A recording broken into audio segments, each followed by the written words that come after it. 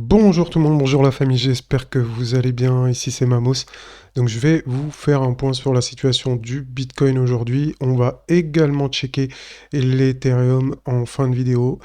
Donc si c'est la première fois que tu tombes sur ma chaîne, abonne-toi dès maintenant, c'est super important.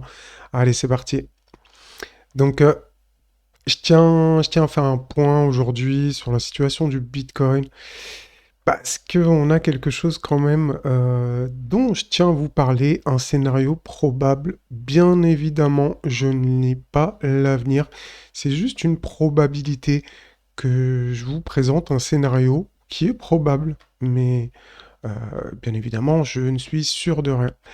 En tout cas, ça fait des semaines et des semaines que je vois cette schématique de distribution ici. Et du coup, ce que je me dis là, c'est qu'on est peut-être dans un très gros bear market. Bon, je vous en ai déjà parlé très longtemps, enfin plusieurs fois sur toutes mes vidéos. Bien entendu, vous avez l'historique. Donc vous voyez ici cette schématique là ici que j'ai mis donc dans un range, ça pourrait être l'équivalent ici de ce mouvement, d'accord? Donc là, alors je vais vous montrer une schématique de wake-off, de distribution. Donc vous voyez, ce qu'on a ici, c'est exactement ce qu'on a sur le Bitcoin en weekly. Donc aujourd'hui, le rebond qu'on aurait eu, si c'est bien ce scénario qui va se valider, c'est qu'on serait en phase E et qu'on aurait fait juste le petit rebond ici. Donc regardez. Donc la phase E, le petit rebond, et ensuite on enfonce. Donc on serait quelque part peut-être par là. Donc ça serait vraiment un très gros bear market qui nous attendrait. Et si c'est vraiment le cas, on irait facilement tester les 10 000 $, voire moins, j'ai envie de dire. Mais bon, c'est peut-être un peu tôt pour en parler. Donc pour l'instant, on garde cette schématique en tête. On sait que c'est possible. Donc que c'est possible qu'on ait un très très gros bear market dans les prochains jours, prochains mois. Du coup, maintenant, ce que je vous avais dit également, c'est que pour faire du DCA intelligent, tout simplement, vous le faites dans la zone verte ici. Donc, on est déjà rentré un petit peu. Donc, normalement, vous aurez déjà eu l'opportunité de rentrer un petit peu ici en DCA. Moi, personnellement, c'est ce que je préconise. Je trouve ça plus intelligent de faire du DCA quand on est dans la zone verte que n'importe quand, un peu comme tout le monde. Donc, quelqu'un qui a commencé son DCA un peu n'importe où, il peut se retrouver avec un prix moyen très, très, très élevé. Donc voilà, en tout cas, c'est mon avis. Moi, personnellement, c'est plus dans la zone verte. Regardez, comme ici, ici, ici. Vous voyez? D'accord? Donc, c'est un indicateur. Il est pertinent. Moi, je m'appuie dessus. Chacun fait ce qu'il veut. Si vous voulez acheter, faire du DCA à 60 000, c'est votre problème. Moi, c'est pas du tout ce que je fais et ce que je préconise. Donc, à mon entourage, donc à mes amis qui me demandent tout simplement, je leur explique ce que je suis en train de vous dire. Donc, vraiment, je vous cache rien du tout. Je vous dis la vérité. Donc, voilà. Après, vous, si vous avez commencé votre DCA, forcément, vous n'allez pas vouloir entendre ce que je vous dis. Et souvent, les gens sont dans le déni et ça les agace d'entendre un discours comme ça. Et surtout si on va au 10 000, ils vont se dire que j'avais raison et ça va énerver un petit peu, ça peut agacer les gens. Donc ça, j'en ai conscience. Donc euh, me dégommez pas trop dans les commentaires. Voilà, c'est tout ce que j'ai à vous dire. Sinon, je vais retourner sur la charte du BTC ici, donc en moyen terme. Alors, hop, je vais revenir sur la vidéo qu'on avait vue hier. Donc, je vous avais dit hier qu'on était sur la trendline. Donc, depuis le début du bear market. Regardez. Alors, est-ce que vous pensiez qu'on allait la casser aussi facilement? La trendline du début de bear market, vous voyez ici. depuis le début, elle a tenu. Donc elle arrive et comme par hasard, elle tombe sur ma box bleue dont je vous ai parlé maintes et maintes fois. C'est un indicateur extrêmement puissant. Tant qu'on n'arrive pas à dépasser et à stagner, à se servir du support de la box bleue, eh ben faut rester entre guillemets baissier. Donc voilà pour cet indicateur, donc vraiment super pertinent. Donc on a vu également le tunnel. On avait dit que si on avait quelque chose, bah déjà, si on arrivait à tenir le tunnel, déjà, c'était pas trop mal. Là, c'est pas du tout le cas. On l'a cassé directement. Donc maintenant, le plus probable, c'est que tout ça serve de résistance. Donc on puisse faire quelque chose comme ça. Et bah, comme on a vu tout à l'heure, le scénario d'un gros crash pourra arriver. Pour l'instant, en tout cas, on a les ingrédients pour ça. D'accord? Donc on a l'autre tunnel également qui est au-dessus de nos têtes.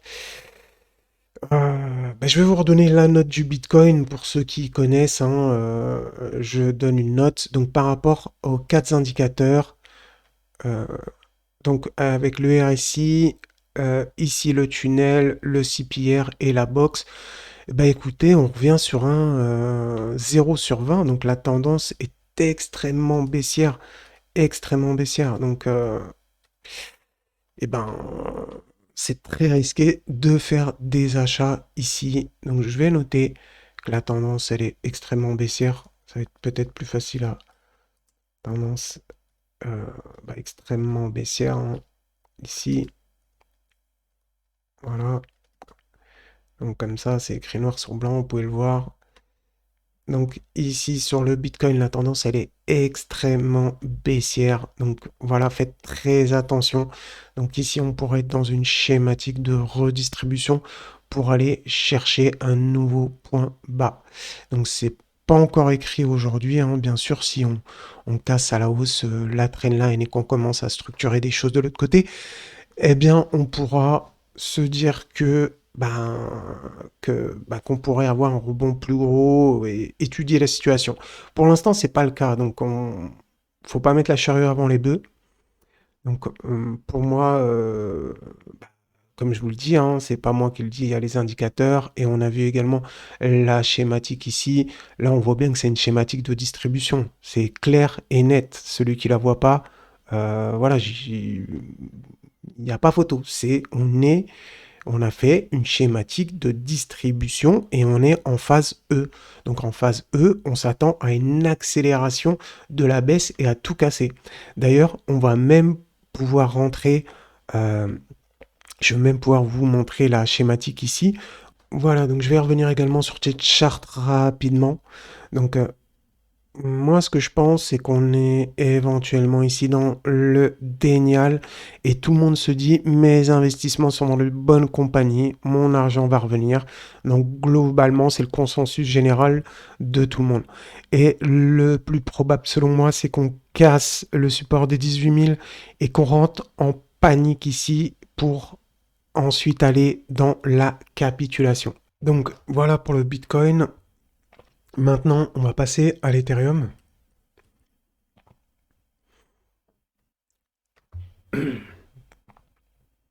Voilà pour l'Ethereum. Donc l'Ethereum, je vais également vous donner la note. Donc ce qu'on peut voir, c'est pareil ici. On a checké le haut de la box bleue. Et ce qu'on peut voir, c'est qu'on est toujours baissier. Tous les indicateurs ici sont baissiers. Donc comme pour le Bitcoin, je suis toujours un peu malade. Donc la note de l'Ethereum est à 0 sur 20. Donc la tendance, elle est extrêmement baissière ici aussi. Tant qu'on repasse pas au-dessus de la box bleue, et encore mieux si on repasse au-dessus ici de cette moyenne mobile verte, eh ben on n'arrivera pas à aller plus haut. D'accord? Euh, voilà pour ça. Alors juste une chose, si mes indicateurs vous intéressent, n'hésitez pas à nous rejoindre dans le Discord et donc dans les salons VIP. Vous pourrez avoir accès à mes indicateurs. Voilà pour l'Ethereum, je vais pas rester plus longtemps, c'est quasiment comme le Bitcoin. De toute façon, tant qu'on n'arrive pas à s'installer au-dessus de la box bleue, bah, faut pas s'attendre à un marché haussier. Euh, En tout cas, c'est plus haussier que le Bitcoin, ça c'est sûr. Là-dessus, il y a pas photo. Mais bon, si le Bitcoin crash, à mon avis, Ethereum va suivre. Et en plus, The Merge, eh ben, on est le combien là? Le 14. Donc The Merge, c'est demain.